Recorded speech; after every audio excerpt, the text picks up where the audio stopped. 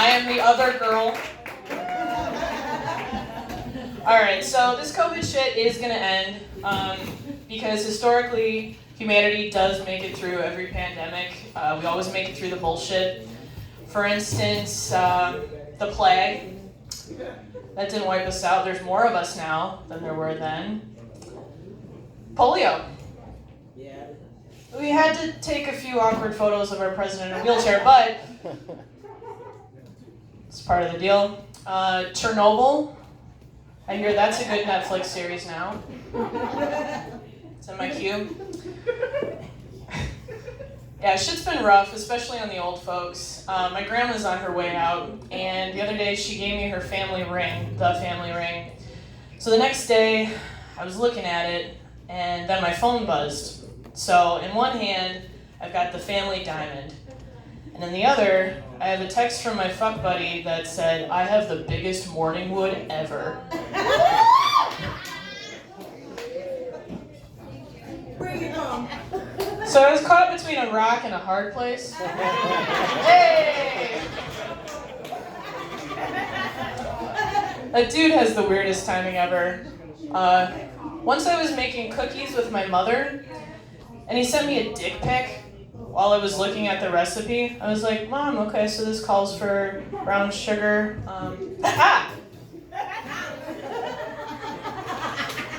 Sorry, Mom, an ad popped up. That fuck buddy he's been part of my jokes for the better part of a year, and it legit is still going, which really demonstrates my commitment to a lack of commitment.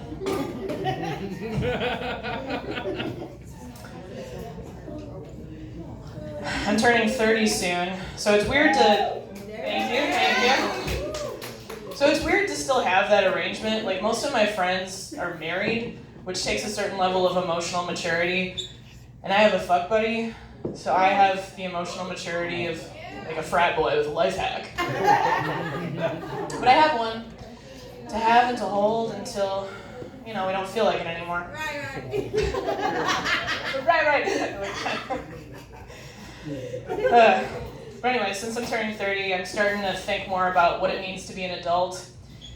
I realized I was officially an adult when I rewatched Mad Men and liked it. When I was 21, I didn't get that show. I was like, why would I watch 7 seasons of this dark series? And now I'm like, a show about a bunch of cynical corporate alcoholics? I could fall asleep to that. That's my good night mood. I worked in the corporate world. I did the whole finance thing, which is like Wolf of Wall Street without all the sex. Yeah, well, I was surrounded by dudes constantly, but I was surrounded by the kind of dudes who said shit like, "Cryptocurrency's insane right now," and I'm turned off. I worked in the tall-ass US Bank Tower, so the elevator rides were long and just detrimental. There's 2 kinds of office elevator rides. One is where you're just uncomfortably stuck in there with one other human being who you would never speak to unless you were wearing the same department badge. And they say something stupid like, "So, any big plans for the weekend?" And it's like Tuesday. I always just tell them what they want to hear. I'm like, I'm going to catch up on some yard work. They don't know I live in an apartment. I'm not going to tell them the truth. Be like, "Yeah, come Friday, I'm going to lie on my time card, and then I'm going to try shrooms. I'm super excited." Yeah. The second terrible elevator situation is where it's not one person, but it's a million people. And I have this curse where I'm always the last one in an elevator, and everyone's crowding toward the front, so I'm just pretending it's super normal to stand 2 inches from the door. These particular doors were also mirrors, so I'm just staring myself down, like Mulan before she goes off to defend China. I don't really have much in common with the Disney princesses. I think I have more in common with the witches. I wear a lot of black. I have that resting witch face. The only pet I ever had growing up was a bird. Witches all have birds. Maleficent had a crow. The witch from Snow White had a crow. Jafar is at least trans, and he's got that parrot.